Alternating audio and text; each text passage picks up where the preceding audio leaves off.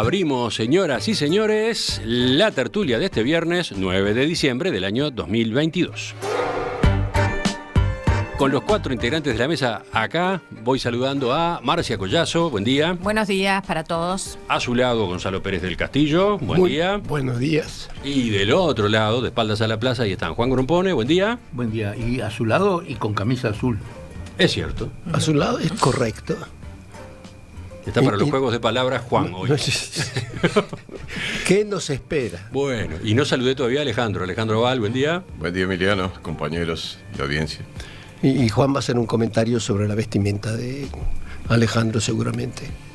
Que tengo saco y tengo calor. Pero Emiliano también tiene saco. Los dos con saco. Sí, Emiliano está con saco. Chaqueta. Lo que no traje el pañuelo, pero... Sí. No me saco el saco. Podemos seguir con los juegos de palabras. No, mejor vamos a la agenda de hoy. Primer tema de esta mañana, uno de acá. El segundo nos va a llevar al exterior.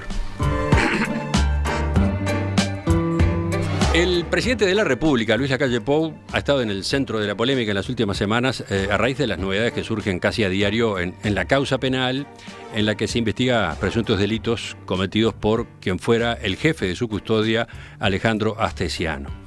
Quizás allí está el disparador, en las apariciones públicas del doctor Lacalle Pou, de una inquietud, de un tema que Gonzalo quiere plantear esta mañana.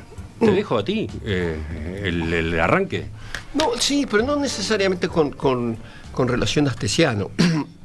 Yo creo que nosotros tuvimos la agradable sorpresa de que este joven político uruguayo irrumpió en la escena no solo nacional, sino internacional también, considerando que él no tiene así un gran interés por las cosas internacionales, pero él también se hizo su nombre en nuestra región a partir de la demostración de una personalidad y de una capacidad de liderazgo que nos sorprendió a todos. A mí personalmente me sorprendió y a muchos más. Y creo que, bueno, la pandemia evidentemente tuvo algo que ver con eso, pero él respondió a ese desafío, me parece a mí, con gran altura y con gran eficacia, aparte con una absoluta convicción de lo que estaba haciendo. Incluso a veces contra la opinión de gente muy autorizada en el tema. Y yo creo que todo eso nos dio una imagen presidencial. A mí me está dando la sensación que en este último periodo, y no me extraña que las últimas encuestas registran una baja en la popularidad del presidente, yo tengo la sensación de que el presidente se está aislando, se está autoaislando. Es decir, yo creo que eso pasa, le pasa a veces a presidentes jóvenes. Yo tuve la experiencia en el Perú de Alan García, que irrumpió en la escena pública en Perú después de 60 años del APRA en la oposición, un muchacho que tenía 36 años. Y fue una cosa tremenda. Y al principio quedó todo el mundo, pero no todo el mundo del Perú, todo el mundo del Perú, las Naciones Unidas, la Internacional Socialista, es unos discursos fantásticos. Y después con el tiempo, no sé si será una cuestión de edad, pienso que no, pero lo tengo que considerar. Hay una tendencia mayor que en otros políticos a quedar ahí rodeado de gente que solo le dice que sí. Y yo tengo esa percepción, como que el presidente se está alejando de gente que lo critica, de gente que con el mejor sentido constructivo le dice, este no es el camino, y se va quedando en un grupo muy reducido de contactos en los que él tiene toda confianza, con las consecuencias del caso, de que se aísla él, ahí se aísla de la gente del Partido Nacional, se aísla de sus colegas de la coalición. Esa es la sensación que yo tengo, no sé si mis contertulios la comparten, pero me pareció que era interesante discutir esto. Ustedes sabían por dónde venía Gonzalo, porque ayer anoche, discutiendo el temario para hoy, lo adelantó. Así que no lo sorprende con el planteo, pero me gustaría saber cómo lo han visto y qué piensan en esta misma materia, ¿no? ¿Vas tú, Juan? Bueno, si yo tuviera que definir el estilo del presidente, diría que es imperial o usando una terminación un poco más suave, porque podría ser una despectiva, es central, todo pasa por sí, ¿no? Todo empieza y termina en él. Eso es muy claro, porque lo más claro que tiene es el problema a través de los ministros. Los ministros, en lugar de ser fusibles, le adjudican la responsabilidad de todo a él, precisamente por esa manera de actuar, y con eso lo están perjudicando. Es decir, en realidad los ministros son los fusibles del presidente, y el presidente no es el responsable de los errores del gobierno, no es el responsable, el responsable es el ministro y cae, ¿no? Esto no está pasando en este gobierno debido a ese centralismo, ¿no? Es decir, pero están consiguiendo el efecto contrario, están hundiendo al emperador, ¿no?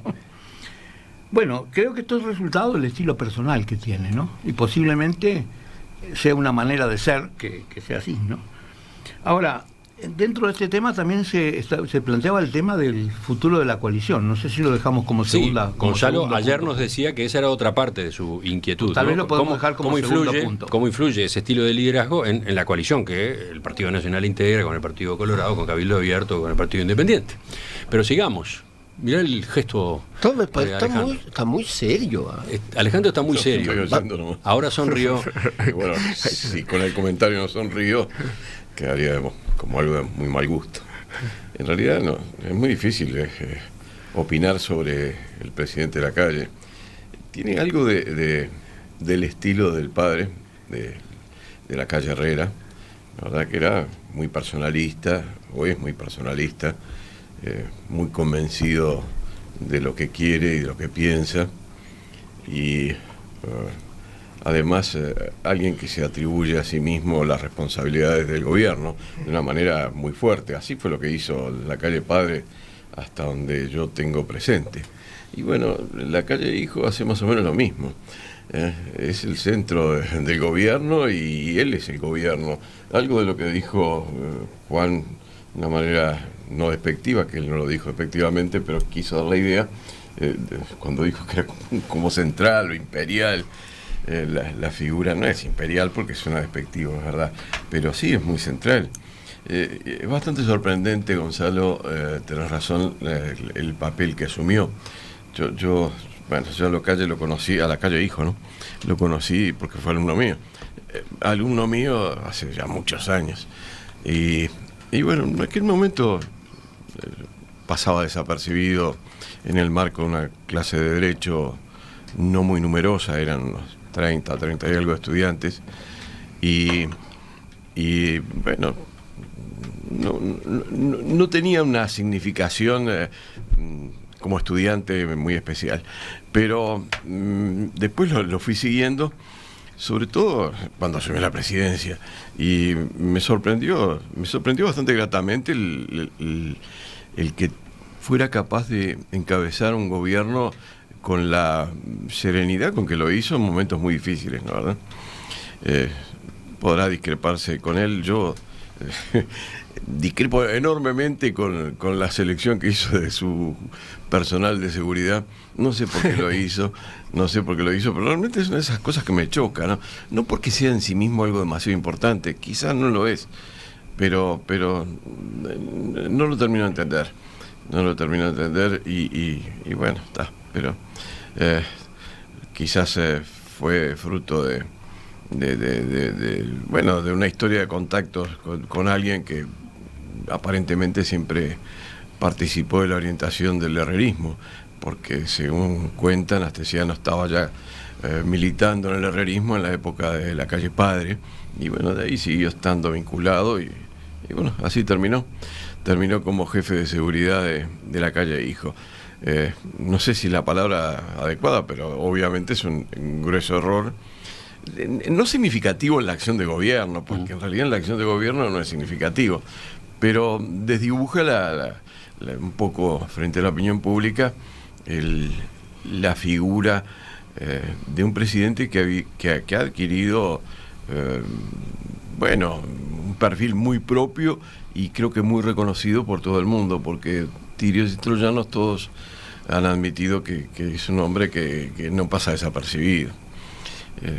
Bueno, podría decir muchas cosas más, o no decirlas, porque no es fácil tampoco expresarse respecto al tema que planteaba Gonzalo, o en los términos que lo planteaba Gonzalo. ¿Te sorprendió el planteo de Gonzalo? ¿Te colocó? No, lo que pasa es que Gonzalo capaz que piensa, y quizás con razón, en el futuro del Partido Independiente en un marco electoral, supongo, en el cual tiene enfrente, o más que enfrente, como compañero de ruta, o posible compañero de ruta, a un herrerismo que está ahora encabezado por Lacalle. Ahora, es que no veo que haya nadie que pueda sustituirlo a Lacalle en el herrerismo. La verdad que no lo veo. Podrá haber alguien que sea candidato, pero que lo sustituya, no veo a nadie. Nadie con la personalidad de él. Y creo que Gonzalo no fue por ahí. No estaba pensando en el Partido Independiente en este caso. Pero está pensando sí en la coalición. Eso sí, pues de eso hablaremos. Bueno, y el Partido Independiente integra la coalición. Pero sigamos, vamos a Marcia. Yo en realidad había pensado, cuando me plantearon este tema, que era mejor dejarlo madurar un poquito más, visto los acontecimientos en cascada, ¿no?, que a los que estamos asistiendo. Ustedes saben muy bien que no es santo de mi devoción el herrerismo ni el actual presidente de la República. No obstante, yo reconozco que la gestión durante la pandemia fue buena, es decir, en general, con matices, fue buena. Y creo que incluso hasta tuvo su resonancia en el exterior. Sí. Pero con matices, porque hubo una frase que para mí fue como una puñalada en medio de aquella pandemia en la que nadie sabía qué hacer ni para dónde rumbear, y estaba en un aislamiento casi total con respecto a sus prójimos, ¿no? Y mucha gente quedándose sin trabajo y sin recursos, y mucha gente, bueno, angustiada por su futuro. Y él dijo: a los Maya Oro no se los toca, o algo por el estilo. No digo que hayan sido las palabras exactas, pero utilizó ese término y dijo que no los iba a tocar. Fue terrible.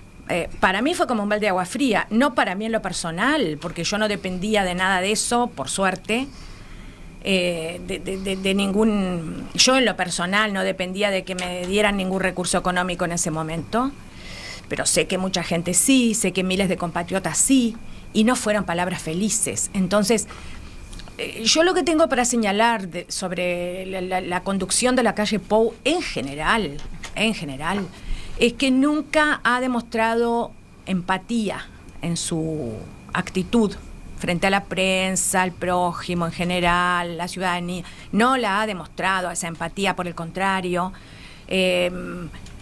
Acá está la ibris famosa de los griegos, ¿no?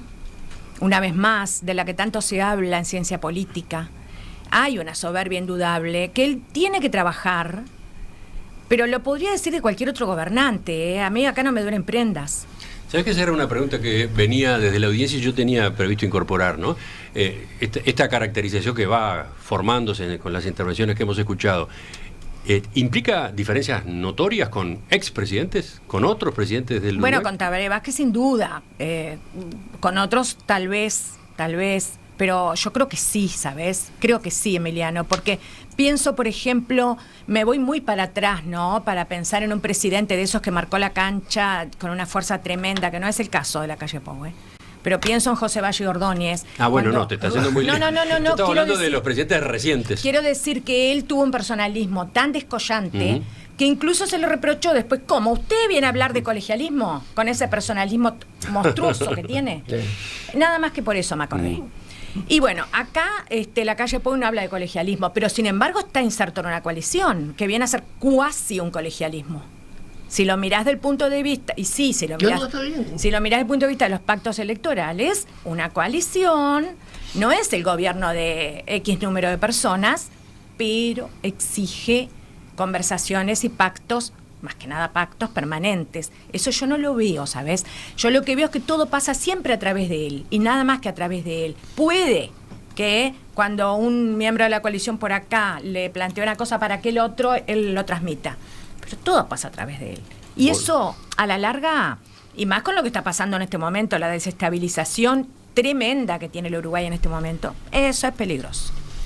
La coalición en el primer gobierno de Tabaré Vázquez funcionó de esa manera, más en el primero que en el segundo.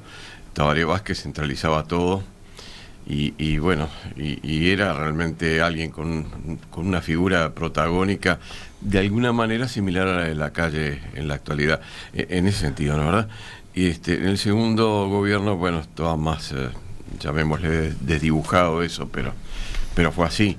El caso de Mujica es bastante distinto por mil motivos, ¿no, verdad? Incluido porque dentro de su propio gobierno había una división bastante notoria, bueno, con el propio vicepresidente, digo, para decir algo fácil de entender.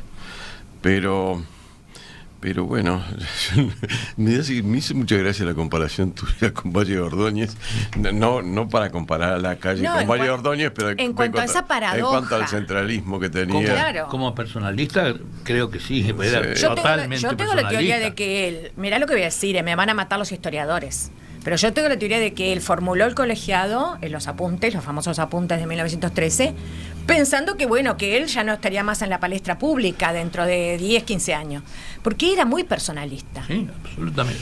Bueno, ya se empezó a armar la discusión entre los oyentes, ¿no? Por ejemplo, elijo los mensajes más punzantes.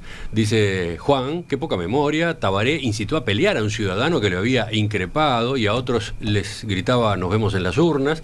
Lacalle, en cambio, se acerca a los que le gritan e insultan para poder dialogar. Acá tenemos, bueno, uno de los que han llegado. Pero volvemos a Gonzalo. Sí, puede ser cierto.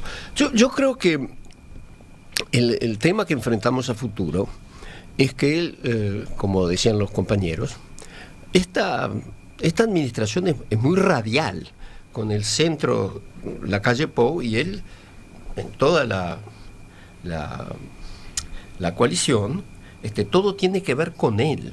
Es decir, no es que haya muchas instancias en las cuales los distintos partidos que forman la coalición se juntan, llegan a acuerdos. No, casi todo se hacen los acuerdos con él. Ahora, y esto es interesante a futuro, y por eso a mí me parecía interesante plantear el tema hoy. Es que la coalición está enfrentando otra coalición que es así muy organizadita y que tiene un 40% de base de votos, que es muy fuerte. En cualquier país del mundo, diría, un partido político que parta de una base de un 40% es casi imbatible. Entonces, mi interrogante es cómo se va a armar esta coalición para enfrentar ese desafío el año 2024. Ese es el tema. Tomando en cuenta que el eje de toda esta coalición, el punto central, no va a estar. Entonces, ¿cómo haces para organizar una coalición con estas características, como ha funcionado hasta ahora, para enfrentar un desafío de esa naturaleza? ¿Cómo haces para reactivar los distintos componentes de esta coalición? Porque lo que ha pasado también, y se ve en todas las encuestas, mira que esto no lo digo porque me duele la prenda por el Partido Independiente. Yo creo que el Partido Independiente ha hecho una excelente labor en las cosas que le fueron encomendadas. Y debo decir, esto sí, ya que estoy en el tema, que no sucedió así con todos los partidos. Yo creo que las reparticiones del Estado que le fueron dadas al Partido Independiente, que fueron mucho más de las que merecíamos por los votos que sacamos, fueron manejadas con total solvencia técnica. Y no creo que haya muchas dudas sobre eso. No así otras que fueron repartidas políticamente y pusieron gente que no, desde mi punto de vista, no tenía la consistencia técnica que debería haber tenido. Y creo que ese es otro de los problemas que estamos enfrentando ahora. Pero mi problema, Emiliano, se necesita tener una idea de cómo vamos a enfrentar, si es que la coalición continúa, cómo se va a organizar para enfrentar las próximas elecciones. Porque si no es una pelea perdida. Hay una cosa que ahora cuando venías hablando, Gonzalo, me vino a la memoria, es la figura de Larrañaga. Porque cuando empezó este gobierno, quizás el papel tan central y protagónico de Luis Alberto Lacalle Pou estaba también, de alguna manera, compartido creo que bastante, con la figura de Larrañaga, ¿no, verdad? ¿Tú crees? Sí, yo creo que sí, que Larrañaga formaba parte del centralismo del gobierno, por lo menos del Partido Nacional, sin ninguna duda. Pero sin ninguna duda, digo. No, tú sabes de eso mucho más que nosotros. No, ¿por qué voy a saber más que tú? Yo sé tanto como tú o menos. Sí, Larrañaga ocupaba una cartera muy importante, como bien sabemos, Ministerio del Interior, y no era un líder del espacio de la calle Pou. No, y con una trayectoria. Era al revés, además, del otro espacio, ¿no? Y con una trayectoria muy importante, porque no era un recién llegado. Sí, pero la calle Pou lo opacó a... Bueno, de alguna manera sí, porque era el presidente, pero hasta por ahí nomás también, porque tampoco tuvo demasiado tiempo, se murió. Sí. Pero Jorge Larrañaga, acordate que tenía una historia que venía de 20 años atrás, ¿no? Una historia política protagónica y bastante central dentro del panorama político del país. Y bueno, eso lo hacía que compartiera naturalmente el centralismo que después asumió casi plenamente y en solitario, o bastante en solitario, la calle Pou. No era así al principio, o por lo menos no es la sensación que tengo. Hay oyentes como Gustavo que recuerdan que la coalición la formó, entre comillas, Sanguinetti, no la calle Pou. Y recuerda la famosa fotografía, ¿no? Cuando Sanguinetti logró reunir en un despacho del Palacio Legislativo a la calle Pou y Larrañaga, en épocas en las que estaban bastante, no digo enfrentados, pero tenían una cantidad de diferencias, no lograban trabajar en conjunto. Sanguinetti fue a echar aceite en ese vínculo y además dar el otro paso, ¿no? Vayamos una coalición, trabajemos por la coalición, ¿no? Tema pendiente. Tema que queda pendiente. Pienso yo, no sé mis contertulios qué opinan al respecto, pero bueno, me parece que eso hay que volver a armarlo. Bueno, Juan va a estar en contra de todo, así que... No, me gusta el tema de la coalición. Me gusta el tema de la coalición mucho. A medida que la sociedad capitalista se desarrolla, se tiende a dividir la población en dos grandes partidos, en dos grandes sectores, en dos grandes salas, llamémoslo, dos grandes coaliciones, llamémosles con lo que quieran. Pero hay dos bloques que vagamente se pueden llamar la derecha y la izquierda, es decir, pero no quiero entrar en eso porque esas palabras tienen demasiadas implicaciones y yo las uso en un sentido distinto, tal vez. El hecho concreto es que el Uruguay está claramente dividido en dos grandes bloques, es decir, que son dos mitades, y que en realidad tienen casi el mismo tamaño. Quiere decir que el resultado de las elecciones es relativamente incierto, es decir, lo deciden los indecisos, lo deciden los que cambian de bloque, ¿no? Los que no pertenecen fielmente a uno de los dos bloques. De modo que el futuro de la coalición contra la posición mayoritaria que ocurre en este momento, creo que es bueno. Es decir, yo creo que es bueno, no solo es bueno. Creo que, a menos de una catástrofe, creo que la coalición que gobierna hoy va a ganar de vuelta las elecciones la próxima vuelta. Lo has dicho varias veces. Lo sigo diciendo. Atentos al pronóstico que propone. Sí, a menos de una catástrofe, creo que sí va a volver a ganar. No quiero entrar en los detalles de por qué me baso en eso, pero básicamente la economía está detrás de todo eso, ¿no? Bueno, pero entonces, ¿qué pasa con el futuro de la coalición? El futuro de la coalición es que se tiene que consolidar. Es decir, pienso que se tiene que consolidar. Y creo que es posible que sea necesario formar un nuevo partido, tal como hizo el Frente Amplio, ¿no? Y yo creo que tan pronto como para el 2024 creo que sea necesario formar un partido.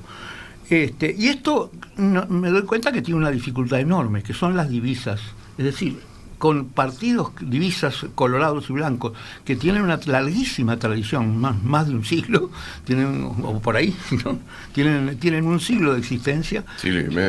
Siglo y medio, por eso más de un siglo de existencia. Tal vez hay resistencias formales, ¿no? No, los blancos somos una cosa, los colorados somos otra, en fin, pero creo que es necesario superar, que la gran dificultad es esa. Y creo que lo que hizo esa reunión que convocó Sanguinetti fue el intento de consolidar a las dos divisas, ¿no? Es decir, creo que ese es el camino, ¿no? Es decir, se necesita tal vez algún conciliador que vuelva a recordarle que están en una cosa en serio, es decir, que si no es así y no se entra en la alternancia de los partidos, esto van a perder, ¿no? No, se puede notar una cosita. El Partido Socialista, Partido Comunista, ellos también son partidos históricos en Uruguay. Sí. Y sin embargo, formaron. Sin embargo, perdón. Históricos y enemigos. Históricos y enemigos. No sé si enemigos, pero... No, o sea, hubo luchas sí, yo lo sé, pero en realidad, bueno, creo que habría que volver a estudiar las raíces de esos partidos en Uruguay. Pero bueno, a lo que yo iba en realidad es que yo no estoy de acuerdo con ver un panorama tan claro de que vuelva a ganar la coalición, pero lo digo con la mayor objetividad de que sea capaz. Y no puedo verlo porque lo que yo veo es que el país ha caído en una tremenda inestabilidad política con corrupción. La gente lo percibe. Si nosotros tuviéramos un termómetro para medir, por supuesto que hay medidas que se han instrumentado en ciencias sociales, ¿no? Para medir la sensación de la corrupción en un país. En estos momentos ha subido a escalas muy altas. La gente no sabe con qué se va a seguir encontrando. Eso es lo más triste de todo, ¿verdad? Esa especie de decir, bueno, ¿qué tengo por delante, verdad? ¿Qué voy a hacer con esta situación con la que no tengo suficientes elementos de juicio y con qué me voy a encontrar? ¿Con qué todavía me voy a encontrar? Entonces, creo que la corrupción sumada a una notoria debilidad económica, porque la gente siente el bolsillo y lo siente todos los días, y en estas fiestas quiero ver cuánto lo van a sentir al bolsillo. Sumado a eso, inestabilidad política, corrupción, debilidad económica, ¿qué nos puede dar? No nos da, evidentemente, señales halagüeñas para el futuro.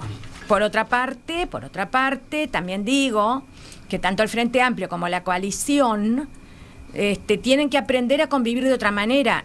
Estamos atravesados por el odio, y el odio nunca fue buen consejero, y además el odio lo hemos copiado de otros países, de otras prácticas, empezando por el propio Trump en Estados Unidos, que fue y es uno de los grandes haters.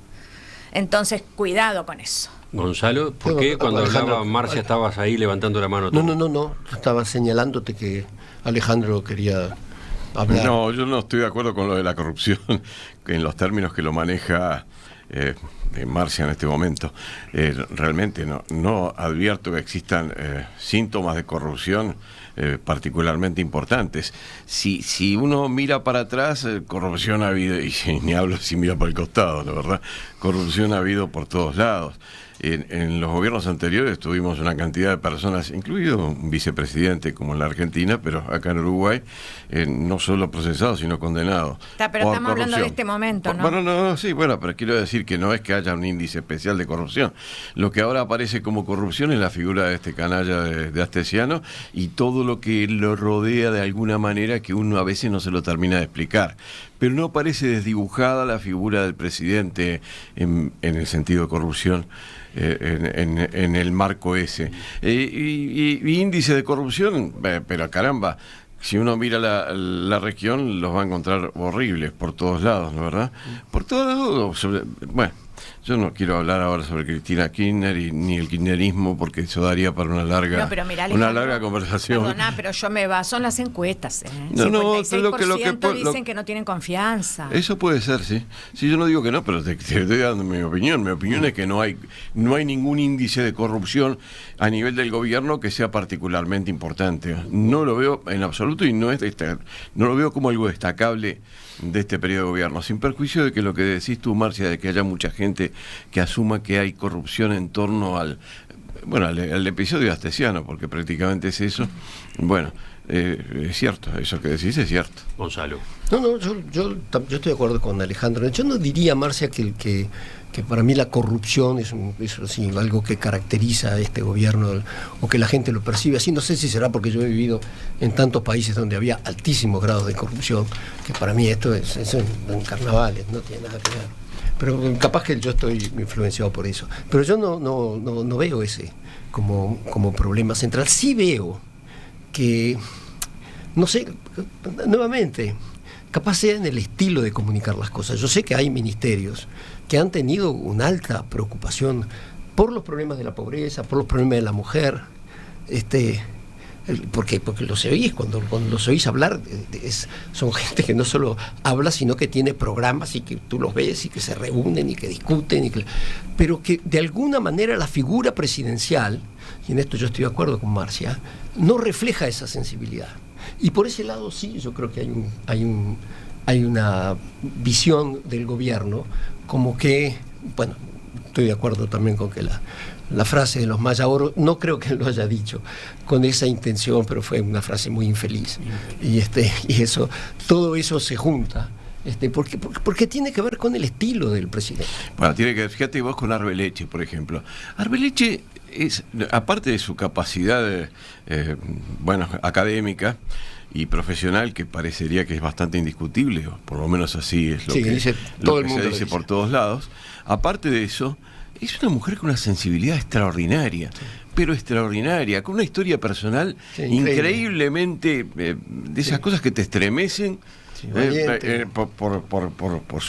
Por todo lo que tuvo que pasar personalmente en su vida y por todo lo que ha hecho por los que le rodean.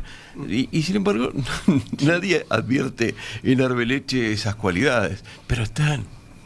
Sí.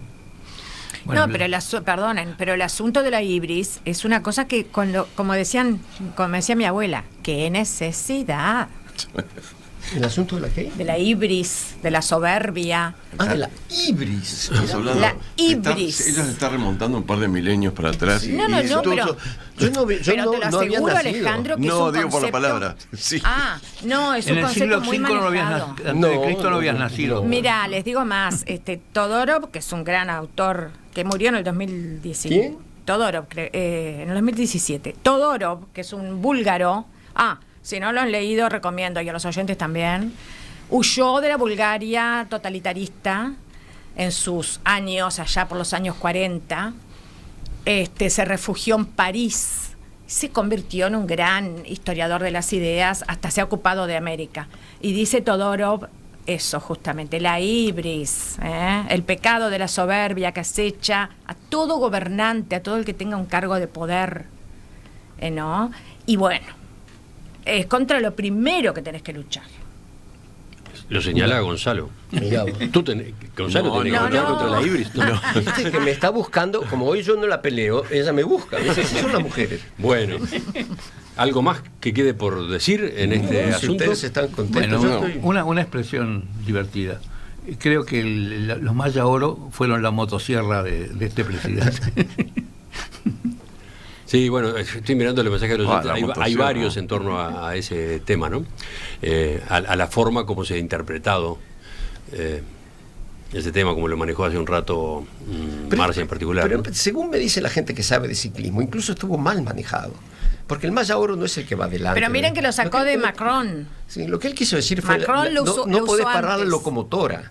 La locomotora es la que empuja los vagones. Entonces, en este momento que todo se está parando, eso es la gente que va para adelante, la gente, los productores. Bueno, sí, pero la expresión dicha así, como lo interpretó o lo sintió a mucha gente, implica me preocupo por los que les va muy bien y no me preocupo ni tengo sensibilidad por los demás. Que no es así, pero bueno, eso cómo puede leerse. Es así. Sí, bueno, sigue. Se abrió el micrófono. Señores, señoras. Miren la luz roja allá arriba. Aire, estamos al aire. Silencio, pues yo tengo que decir algo acá. Y lo que digo es que enseguida continuamos con la tertulia.